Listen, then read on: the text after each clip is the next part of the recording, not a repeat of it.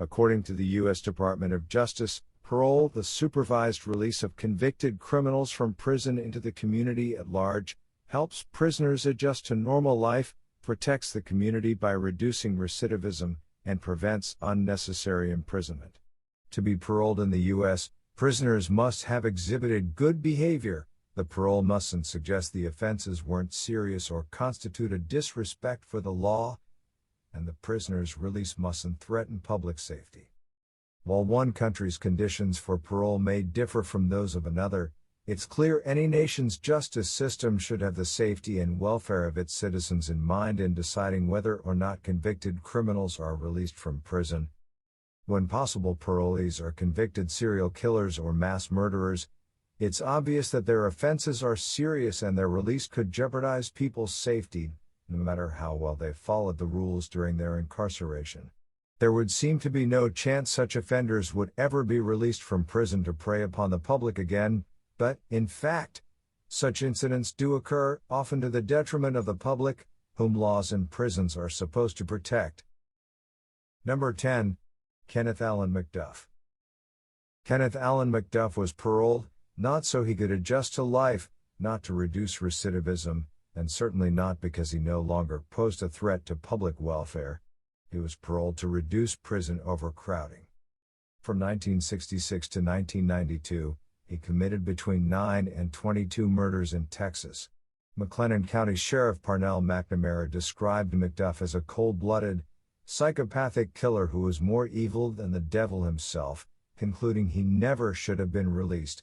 McDuff was on death row for murdering 3 teenagers in 1966, but his sentence was reduced to life with the possibility of parole in 1972. He was released in 1989. In 1990, the parole board had a chance to send him back to prison after McDuff was arrested for chasing and threatening black teenagers, but neither his actions nor the racial invective he expressed at his parole hearing returned him to a prison cell, and he killed at least 3 women between his release on parole and his return to prison in 1992, for abducting and murdering convenience store clerk Melissa Northrup and accountant Colleen Reed.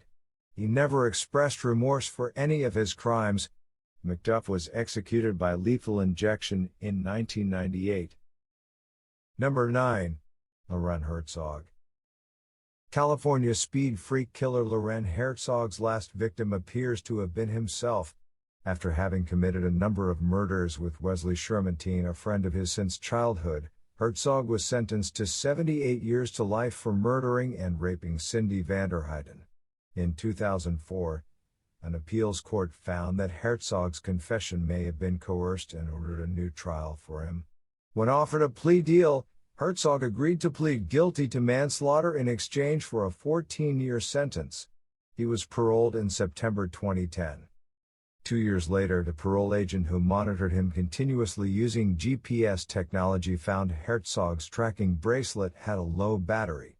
When Herzog failed to answer his telephone, the agent notified police, who found Herzog dead inside the trailer he inhabited on fenced-off property grounds outside the prison. Police investigated his death as a possible suicide.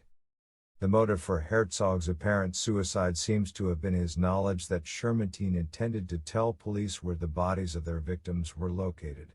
Sacramento bounty hunter Leonard Padilla had relayed this information to Herzog shortly before Herzog killed himself. It's possible he and Shermantine might have faced charges for additional homicides, depending on the number and identities of the bodies authorities recovered based on Shermantine's information. Number 8. Michael Keith Moon.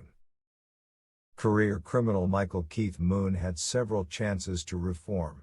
In 1981, he was convicted of stabbing a woman to death in Reno, Nevada. After his release from prison in 1991, he was convicted of attempted murder for repeatedly stabbing a man in a bar in Woodstock, Illinois. He was released in 2005. 3 years later, he was convicted of second-degree murder after killing a 24-year-old man in Escondido, California. In 2014, he was again granted parole and began living in a halfway house in downtown San Diego. Escondido detective Chuck Gaylor believes Moon committed other murders between his time in Reno and his latest arrest, and is most likely a serial killer. Number 7. Louis Van Schoor. In 1992, South African serial killer Louis Van Schoor was sentenced to 20 years in prison for committing 7 murders and attempting 2 others. He was released in 2004 after serving 12 years, walking straight into the arms of his fiancée, lawyer Eunice de Kock of Cape Town. Responding to silent alarms in businesses, Van Schoor, a member of the police K9 unit and a security guard at the time of the murders, said he shot as many as 100 people between 1986 and 1989. Van Schoor said he was glad to be back in society and hoped people would judge him by his future behavior, rather than his past crimes. Initially, he had nothing to say to his victims' families, but he later conceded he'd appreciate their forgiveness. Number 6. William Huff. Calling himself the Phantom, serial killer William Huff murdered 7-year-old Cindy Cleland and 6-year-old Janelle Haynes and targeted a third girl before he was arrested. The murders took place in Sierra Vista, Arizona. On April 30, 1967, Cindy had been collecting bottles to exchange for candy at her neighborhood store.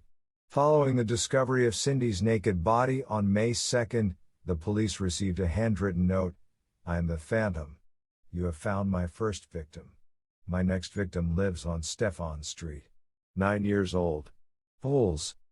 When police provided the targeted girl with 24-hour protection, Huff apparently decided to kill Janelle instead.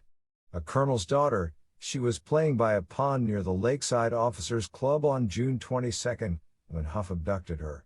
Later that day, Janelle's body, like Cindy's, was found naked. Police had already suspected Huff, a neighborhood teenager at the time. Following Janelle's murder, Sierra Vista Police Chief C. Reed Vance saw Huff leaving the Army post at which the Officers Club was located. A handwriting sample obtained from Huff matched the note from the Phantom. Upon conviction for the girls' murders, Huff was sentenced to 15 years for one homicide and 40 for the other. In 2005, the parole board voted unanimously to grant him parole. In 2006, he began living under house arrest in a halfway house in Tucson. Ellen Kirschbaum, who chaired the parole board, said she couldn't predict whether Huff might murder someone else. Number 5. Vernon Tatum. In 2017, after serving 13 years for raping and murdering several elderly women, serial killer Vernon Thomas was paroled for good behavior while incarcerated. After living in a halfway house downtown, Tatum planned to return to the Kansas City, Missouri, neighborhood in which he'd committed the crimes. Local police were disturbed at the thought the killer would soon be back among them. "He's one of the most dangerous individuals I've ever dealt with," Police Detective Lester Scott said. Number 4. Arthur Shawcross. Arthur Shawcross began his career as a serial killer at age 27 in 1972, when he killed a 10-year-old boy he'd lured into the woods on the pretext of going fishing with him. The same year, he sexually assaulted and murdered an 8-year-old girl whom he led to a deserted area as he showed her a new bicycle. Arrested after eyewitnesses identified him as the man they'd seen with the children, Shawcross confessed to both murders, but in a plea deal, he was charged with only one count of manslaughter. Because he was a model prisoner, he was paroled after serving 14 years of his 25-year sentence, and his criminal records were sealed. Settling in Rochester, New York, in 1988, Shawcross resumed murdering victims, asphyxiating and mutilating prostitutes. A helicopter pilot spotted him near a murder scene, and he was arrested. He admitted to committing 10 murders and was sentenced to 250 years in prison. Number 3. Louise Peete. After serving 18 years for the murder of Jacob Charles Denton on June 2, 1920, Louise Peete was paroled. She was arrested again in 1944, after the decomposing body of Margaret Logan, 60, was found in a 46-centimeter deep, 18-in grave in the victim's Pacific Palisades, California, backyard. Peete admitted to burying Margaret's body but refused to say any more. In a written statement, Peete later claimed Margaret's husband, Arthur, had shot his wife to death after first attacking Margaret. Peete said she waited for Arthur to retire for the night before burying the dead woman in the Logans' backyard, afraid she'd be convicted of Margaret's murder and returned to prison if the body was discovered. Tried for Margaret's homicide, Peete was found guilty of murder in the first degree and sentenced to death. Prosecutors proved Arthur couldn't have killed his wife. At the time of Margaret's murder, he was already dead, having passed away in insane asylum prior to the discovery of Margaret's body. Peete was executed in San Quentin State Prison's gas chamber on April 11, 1947. The motives for her crimes were monetary. By shooting her victims, she hoped to gain their estates. As she was about to be executed, she told the prison's warden, Clinton T. Duffy, "I've been ready for a long time." Number 2. Gerald Gallego and Charlene Williams. Gerald Gallego was twice paroled before committing multiple sexual assaults and 10 murders. He was paroled in July 1961 after serving less than a year in a boys' school for committing lewd and lascivious acts with a 6-year-old girl, and again in 1963 after serving about 2 years for an armed robbery he committed in 1961. After 5 marriages in which he'd abused his wives, Gallego met Charlene Adele Williams at a poker club in Sacramento, California.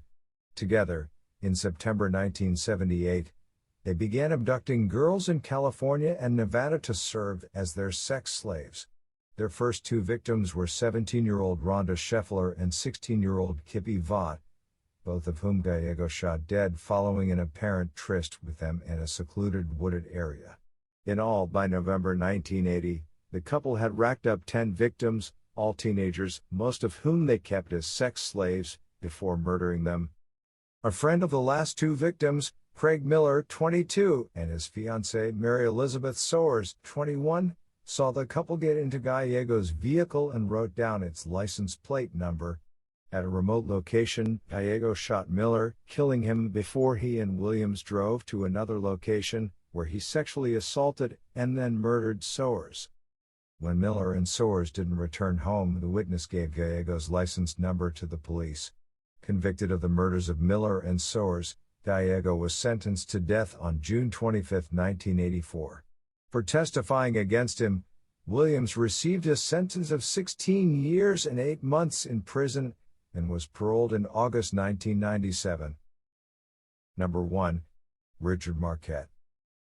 Although cannibal serial killer Richard Marquette chopped up and froze his victims, saving them to eat later, and his fellow inmates believed he'd kill again, he was found fit for parole after serving 12 years of his sentence.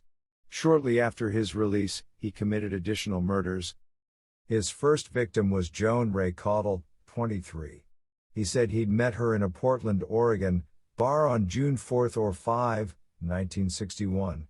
He strangled her when they argued after having consensual sex, and he chopped up her body to make it easier to dispose of her remains. Arrested on June 30, he was convicted in December and sentenced to life in prison. Paroled after serving 12 years, he killed again, but this time, the murder went undetected. He wasn't as lucky when he murdered and dissected Betty Wilson, 37, in Salem, Washington. He was sentenced to life imprisonment, again.